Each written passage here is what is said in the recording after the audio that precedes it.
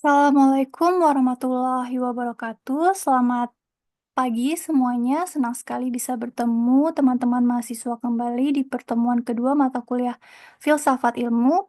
Minggu lalu kita telah membahas mengapa filsafat itu penting dan bagaimana ia membantu kita melihat ilmu bukan hanya sebagai kumpulan informasi, tapi sebagai sesuatu yang bermakna dalam kehidupan kita.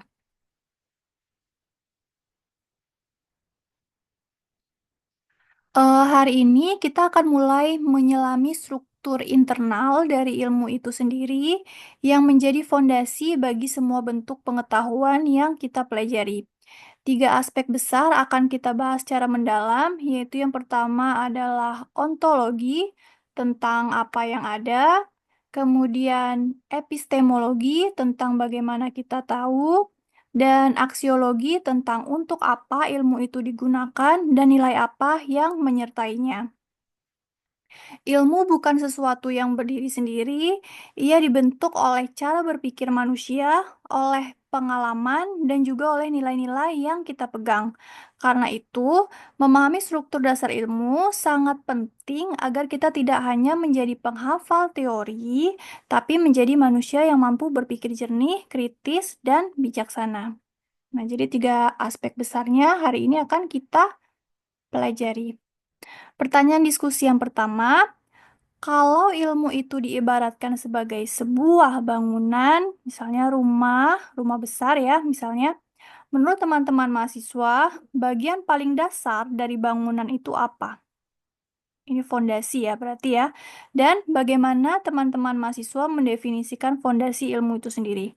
Apakah fakta, logika, nilai, atau kebenaran, atau apa? Silahkan deskripsikan menggunakan bahasa teman-teman sendiri di kolom komentar. Hal pertama yang kita akan bahas yaitu adalah ontologi, yaitu tentang apa yang ada. Em, Dalam filsafat ilmu, ontologi itu berasal dari bahasa Yunani, yaitu ontos, yang artinya yang ada, dan logos, yang berarti ilmu atau kajian. Jadi, secara sederhana, ontologi adalah ilmu tentang keberadaan atau realitas. Nah, dalam filsafat ilmu, ontologi itu menanyakan apa yang benar-benar ada. Kemudian, apa yang menjadi dasar dari segala sesuatu yang kita pelajari dan amati? Misalnya, ketika kita mempelajari elektron dalam fisika, apakah elektron itu benar-benar ada sebagai entitas fisik atau hanya sebuah model konseptual? Jadi dia menanyakan, ada nggak sih gitu? Ontologi membantu kita berpikir lebih dalam. Apakah kenyataan hanya yang bisa kita lihat dan ukur, ataukah ada hal-hal yang tak kasat mata tapi tetap nyata? Nah, pertanyaan-pertanyaan seperti itu penting, terutama untuk calon pendidik, calon ilmuwan, mahasiswa-mahasiswa. Siswa juga penting ya hal seperti ini ya, karena pemahaman kita tentang apa yang nyata akan mempengaruhi bagaimana kita memandang ilmu, bagaimana kita mengajarkan ilmu, dan bagaimana kita melakukan penelitian.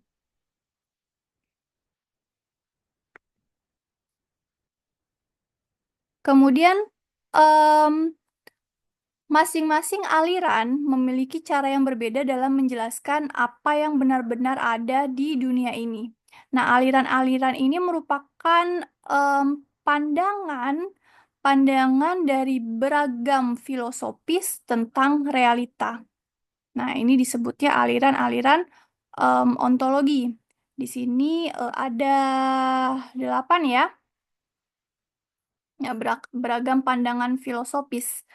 Nah, yang pertama di sini ada monisme. Nah, monisme ini meyakini bahwa semua realitas berasal dari satu substansi atau satu sumber dasar. Nah, di sini ya, satu. Contohnya dalam sains, segala sesuatu berasal dari partikel subatomik. Dalam spiritualitas bisa juga berarti semua berasal dari Tuhan. Kayaknya di sini dalam kurung partikel atau Tuhan. Jadi sumbernya itu satu. Bisa dari partikel atau bisa dari Tuhan. Kemudian aliran-aliran ontologi yang kedua yaitu adalah dualisme. Dualisme menyatakan bahwa ada dua jenis kenyataan yang berbeda dan tidak dapat direduksi satu sama lain. Nah, ada dua realitas nih, materi dan roh. Dalam filsafat barat, pandangan ini dikenal dari Descartes yang memisahkan antara tubuh, materi, dan pikiran, jiwa. Nah, teman-teman tadi kita masih belajar ini ya, ontologi ya. Ontologi tadi apa? Tentang apa yang ada. Nah, tentang apa yang ada itu bisa dari monisme, yang ada itu dari satu sumber, terus yang ada itu berasal dari dua realitas, yaitu materi dan roh, dualisme. Kemudian yang ada itu terdiri dari banyak unsur, itu disebut dengan pluralisme. Nah, pluralisme ini sudah menolak ide bahwa hanya satu atau dua substansi dasar. Ia menganggap realitas itu, yang ada itu, terdiri dari banyak unsur. Misalnya, seseorang bisa mengatakan bahwa kenyataan terdiri dari unsur fisik, sosial, psikologis, spiritual, dan lainnya. Nah, ini. Jadi kalau sudah berbicara banyak unsur, itu masuknya ke pluralisme. Nah, kemudian aliran yang keempat adalah materialisme. Materialisme meyakini bahwa hanya hanya materi yang ada, yang nyata. Segala hal bisa dijelaskan dengan hukum fisika dan kimia.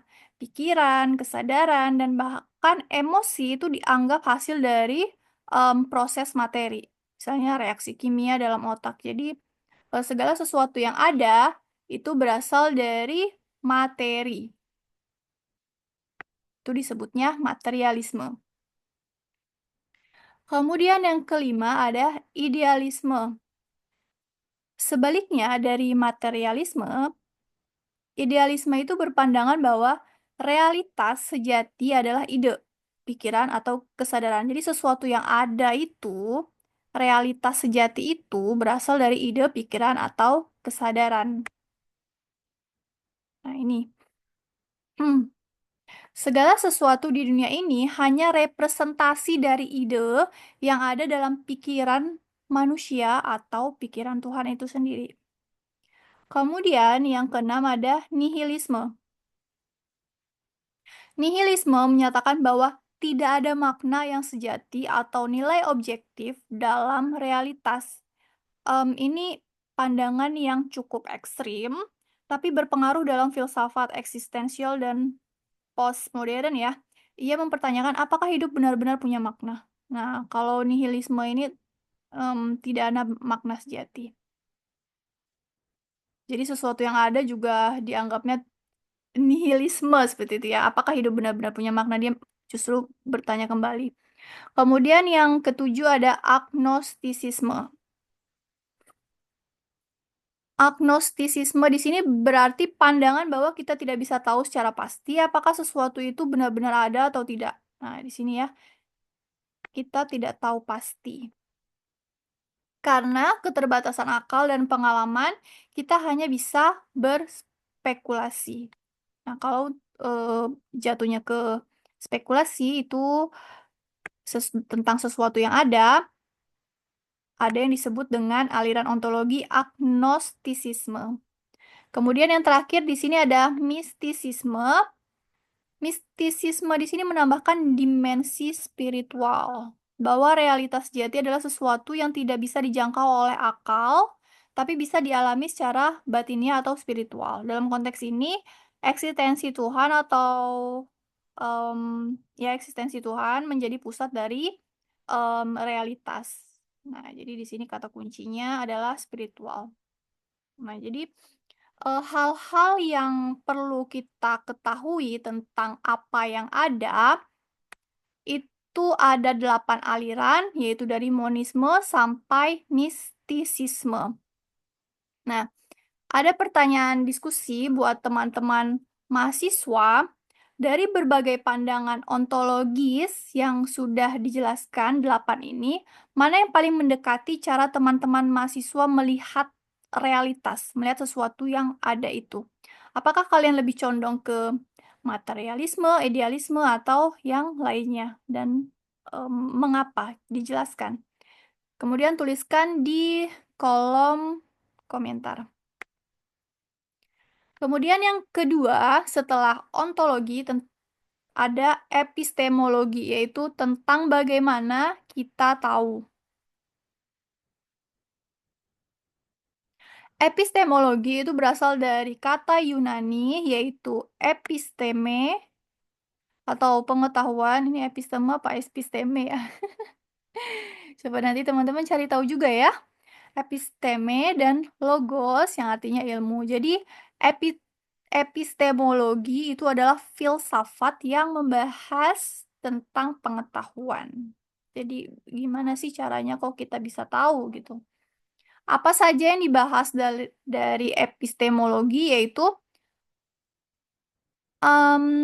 tidak hanya menanyakan apa itu pengetahuan ya, tapi juga bagaimana pengetahuan itu diperoleh, kemudian apa syarat agar sesuatu itu bisa disebut pengetahuan, kemudian apakah semua yang kita tahu benar-benar bisa dipercaya gitu. Nah, kemudian timbullah masalah-masalah dari epistemologi ya. Coba kita ke slide setelahnya. Oke, ini udah metode ya. Oke, ada masalah-masalah yang muncul dari epistemologi, misalnya sumber pengetahuan. Apakah pengetahuan itu datang dari pengalaman, pikiran, intuisi, atau apa gitu? Di sini ya, bagaimana pengetahuan itu diperoleh? Sumbernya dari mana? Bisa banyak, bisa pengalaman, bisa pikiran, bisa intuisi gitu. Kemudian kriteria kebenaran. Apa yang membuat suatu pernyataan itu benar? Fakta, logika, bukti. Nah, ini muncul dalam masalah-masalah tentang bagaimana kita tahu. Coret. Kemudian, masalah yang timbul ketiga adalah batas pengetahuan kita sebagai manusia, yaitu apakah ada hal yang tidak bisa kita ketahui meskipun kita mencoba seumur hidup. Nah, ini juga tentang bagaimana kita tahu alien, bagaimana kita tahu kehidupan di Mars, Jupiter gitu. Bisa nggak ini kita seumur hidup bisa menemukan hal-hal itu? Nah, ini batas pengetahuan. Kemudian yang keempat, ilusi dan kesalahan. Kadang kita yakin terhadap sesuatu, tapi ternyata salah. Misalnya ilusi optik, gitu. Kita melihatnya itu seperti patah gitu pada pensil yang dicelupkan ke dalam air, padahal itu pembiasan misalnya, jadi disebutnya ilusi optik atau berita hoax. Kita yakin gitu, kita yakin kalau berita itu benar, tapi ternyata salah. Nah, ini masalah-masalah dari epistemologi. Ternyata kepercayaan yang kita yakini itu salah. Nah, ada pertanyaan diskusi selanjutnya.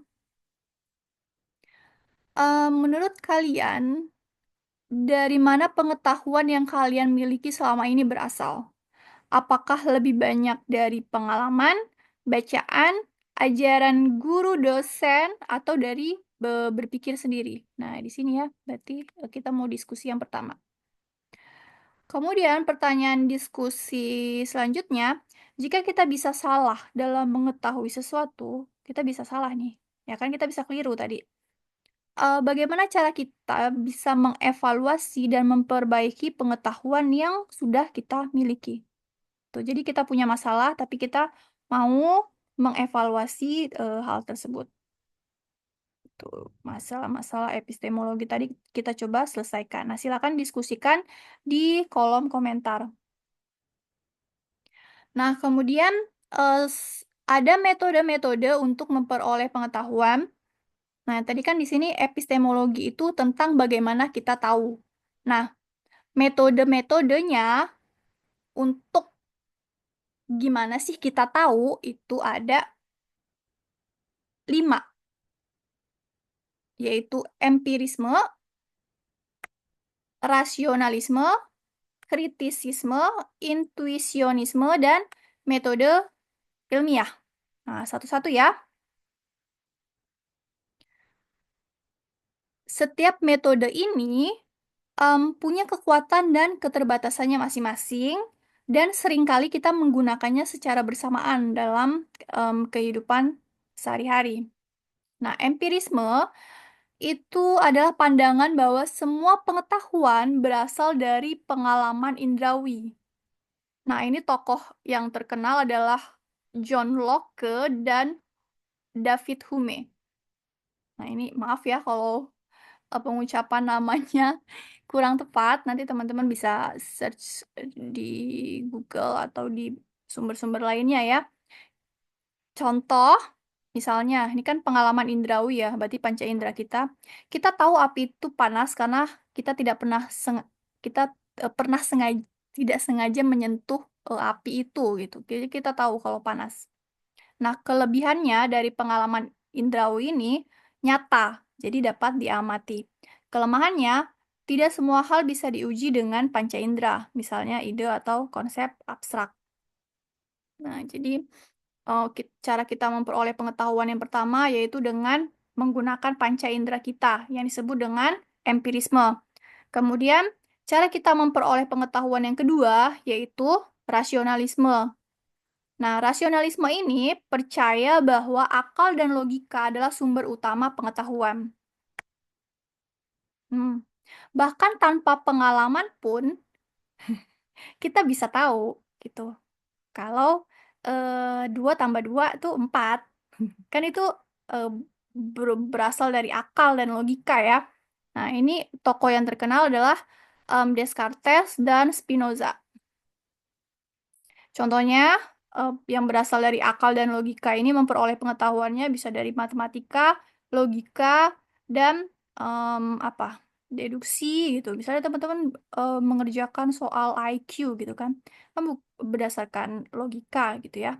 Kemudian kelebihannya kuat dalam membangun sistem dan teori gitu. Tapi kelemahannya bisa jauh dari realitas konkret jika tak disertai pengalaman.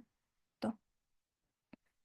Kemudian yang ketiga ada kritisisme, berusaha menggabungkan empirisme, jadi digabungin nih nomor 1 dan nomor 2 empirisme dan rasionalisme. Kant, tokohnya Immanuel Kant ini menyatakan bahwa pengetahuan berasal dari pengalaman, tetapi diproses dan dibentuk oleh akal. Nah, jadi ini gabungan ya, gabungan 1 dan 2. Tuh.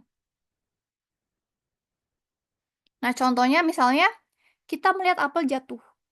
Itu kan pengalaman ya, panca indera ya, dilihat oleh mata.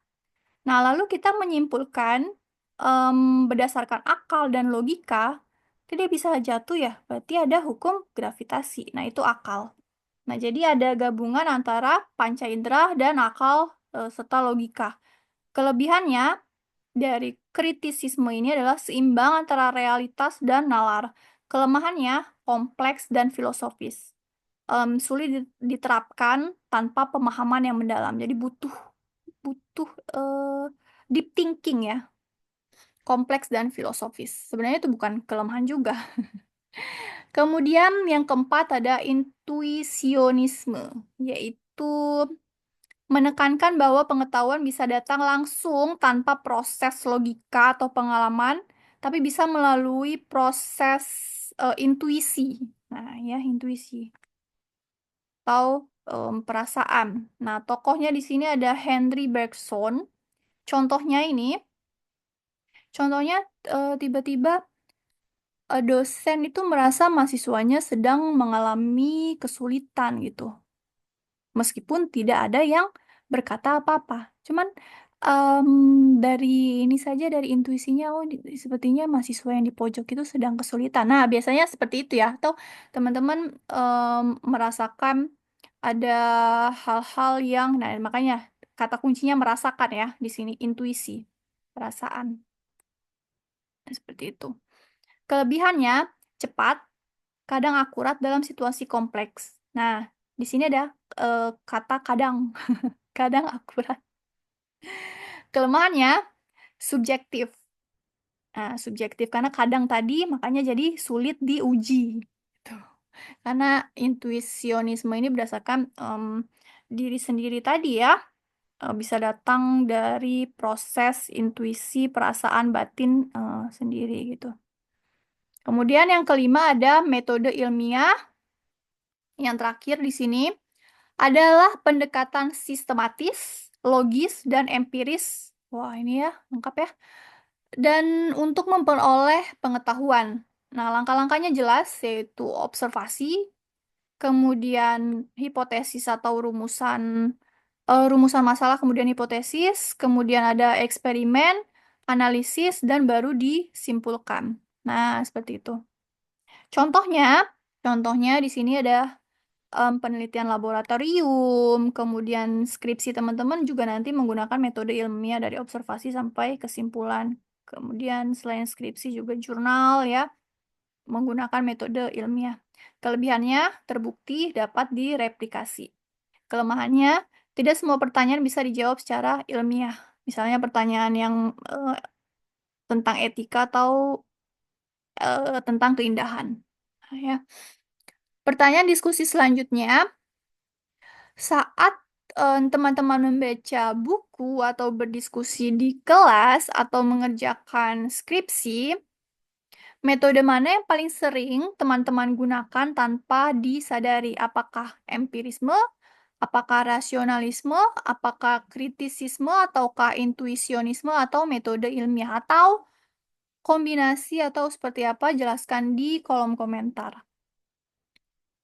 Ya, jadi ada 5 ya, metode bagaimana cara kita mengetahui sesuatu, mengetahui pengetahuan.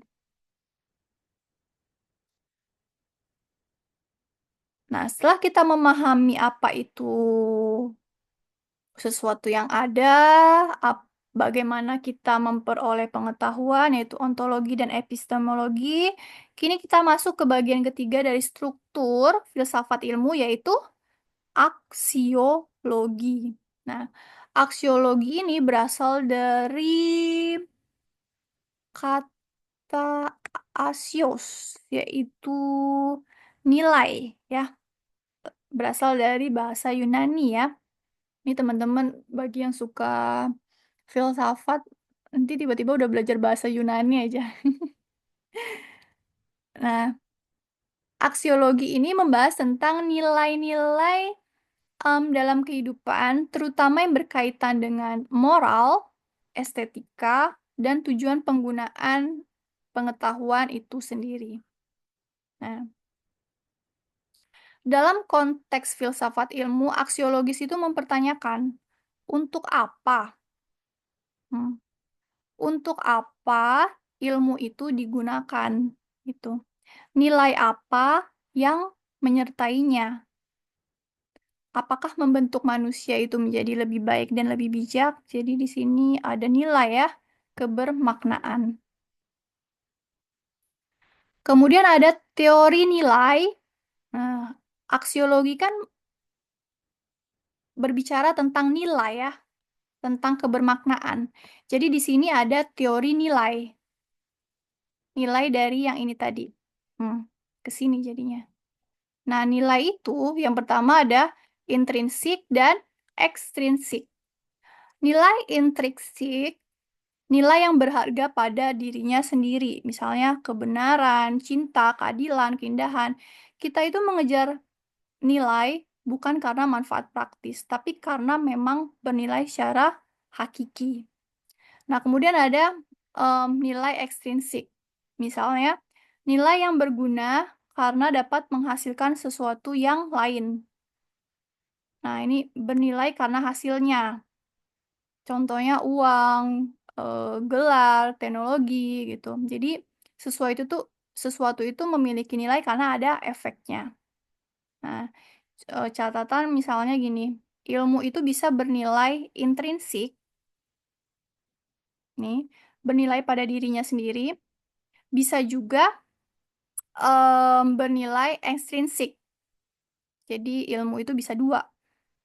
Nah, misalnya seperti eh, teman-teman ya, teman-teman misalnya belajar belajar filsafat ilmu gitu. Nilai intrinsiknya ya berharga buat teman-teman sendiri gitu. Memperoleh kebenaran gitu. Jadi praktis untuk diri sendiri. Nah, nilai intrinsiknya apa? Mempelajari filsafat ilmu. Siapa tahu nanti ilmu ini bisa digunakan teman-teman untuk mengajar sesuatu, misalnya mengajar filsafat atau nanti saat membuat aplikasi menggunakan em, teori kebermaknaan dari filsafat ilmu itu sendiri. Nah, jadi kan bernilai, menghasilkan sesuatu, menghasilkan uang, menghasilkan teknologi, atau menghasilkan hal-hal yang lainnya. Jadi ilmu itu em, bernilai dua ini, intrinsik dan ekstrinsik. Intrinsik nilai pada dirinya sendiri, ekstrinsik bernilai karena menghasilkan hasil yang lainnya. Nah, kemudian hierarki nilai itu ada 4. Yang pertama itu ada nilai hedonis, nilai kenikmatan. Contohnya, soalnya ini berdasarkan Max Scheler ya, filsuf, seorang filsuf membagi nilai ke dalam tingkatan dari yang rendah ke paling tinggi ya. Nah, yang pertama itu nilai kenikmatan, contohnya makanan, hiburan gitu. Kemudian ada nilai vital, yaitu kesehatan, kekuatan, keamanan fisik. Kemudian ada nilai rohani, nilai kebenaran atau logis, nilai keindahan atau estetik, dan nilai kebaikan, yaitu etis. Kemudian nilai hierarki nilai yang tertinggi di sini ada nilai religius atau spiritual. Jadi contohnya hubungan manusia dengan Tuhannya, yaitu berupa iman, harapan, doa-doa gitu ya. Nah, jadi di sini ada hierarki nilai. Nah, pertanyaan diskusi selanjutnya, dalam kehidupan teman-teman sebagai mahasiswa, nilai apa yang paling sering teman-teman praktikkan atau perjuangkan? Apakah yang pertama itu nilai kebenaran, kebaikan, keindahan, atau apa? Kemudian jelaskan dengan contoh konkret dalam kehidupan di kampus. Pertanyaan berikutnya, bagaimana aksiologi, ini aksiologi ya, untuk apa dan nilai apa yang menyertai, bisa membantu teman-teman mahasiswa dalam menentukan arah penggunaan ilmu yang teman-teman pelajari saat ini. Misalnya, apakah teman-teman ingin menggunakan ilmu itu untuk kekayaan pribadi atau untuk mengabdi pada masyarakat atau sebagai bentuk membantu sesama gitu atau apa? Ya, atau untuk ya coba dideskripsikan di kolom komentar. Nah, jadi seperti itu ya teman-teman ya. Nah, jadi ilmu itu tidak berdiri sendiri, ia berpijak pada pertanyaan mendalam tentang keberadaan atau kenyataan. Jadi, apa tadi? Ontologi ya, tentang keberadaan. Kemudian cara bagaimana kita tahu atau memperoleh kebenaran atau disebutnya epistemologi. Dan yang terakhir ada nilai-nilai yang menyertainya, yaitu aksiologi. Kita bukan hanya sebagai penikmat ilmu, tapi pencipta dan penanggung jawab terhadap dampak ilmu dalam kehidupan. Oke, Ibu ulangi lagi. Ada 3 fondasi penting dalam filsafat ilmu. Yang pertama, ontologi. Kemudian yang kedua, epistemologi. Yang ketiga, aksiologi. Baik, menjadi mahasiswa bukan hanya soal tahu lebih banyak, tapi soal mengapa dan untuk siapa kita tahu. Semoga ilmu kita selalu bernilai. Wassalamualaikum warahmatullahi wabarakatuh.